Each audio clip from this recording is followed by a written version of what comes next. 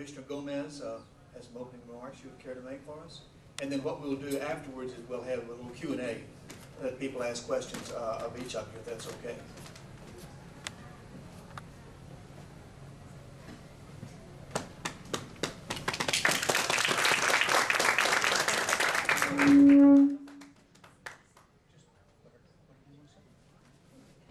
Well, first of all, I'm Margaret Gomez, for those of you who don't know me.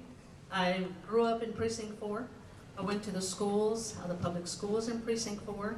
I went to school with some of my constituents, and I've grown up with them. I went to church with them. I even go to the same grocery stores as they do. And I don't think there's ever a time where I can say that I'm going to run in and out and not have some questions to answer from my constituents. There's no such thing as being incognito at the grocery store or wherever we go, the cleaners or wherever. And questions have always been asked of whatever is on the agenda or whatever is going on at that time. And I usually, I always take the time to answer their questions, and I usually go out to visit them, to meet with them about issues at their home. I don't make them come in to the courthouse. There's no parking there anyway, and then to try to find have the money to be able to pay the parking meters, I think is just a lot more than we should ask of them. So, but I've served as an elected official in Precinct 4 since 1980, after I spent many years working for other candidates for the different offices that they ran for. In 1980, I figured that I had learned about what it took to run for office, and I was able to put together a team who would help me to get elected. I've walked door to door since 1980, and I believe I only had one door slammed in my face, and I just kind of, dusted off and walked to the next one, and I got a real good response at the next door, at the next house. So I think I know Precinct 4 quite well. Like I said, I've walked door to door since 1980, every 4 years since my first election, and I felt that I really had a real good identification with them. They knew who I was. They knew where to reach me. They knew where I lived, and certainly, like I said before, we met at school meetings, at the grocery store, at church, or wherever. So I have not been inaccessible at all in all of those years.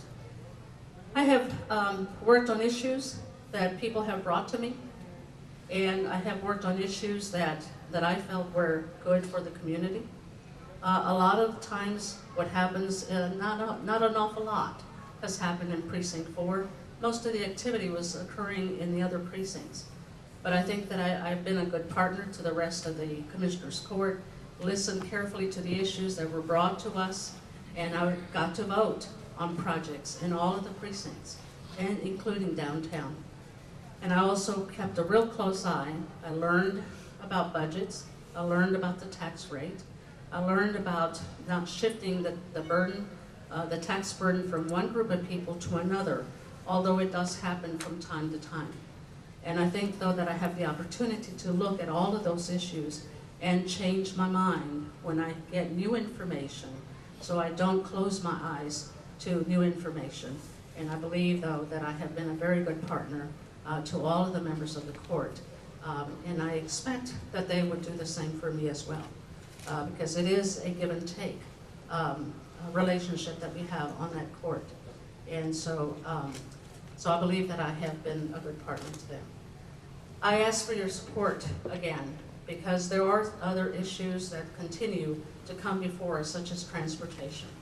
Those issues never go away. People want us to do something about water. We don't have a lot to do with water. Because we are an extension of state government, and we carry out the mandates that the state gives us. The state is still in charge of water regulations, but we can do something about water conservation at the local level. And so I'm very careful to know exactly what my job entails. I know what the county can do, I know what it cannot do. We don't have land use authority, we don't have ordinance making power, but we have ways of passing our policies to where we can address issues at the county level. And it isn't because we haven't tried to get land use authority. We've gone since 1973 when I was hired by Travis County. The commissioners' courts have gone to the legislature to ask for land use authority and ordinance making power. It has never been given to the counties. And there are all kinds of reasons for it. But I think basically we're outnumbered. The urban counties are outnumbered at the legislature. There are more rural county representatives there. And I think there's a fear that if the urban counties got land use authority, that the rest of the counties would want to fall in place. And it would be expensive to set up a development or a land use department to do all the regulations that would need to be done in terms of development. So, but I think that we still have the ability to regulate subdivisions so that they don't go over and into other people's properties. We are still able to take care of the criminal justice system, which takes up about 3/4 of our budget.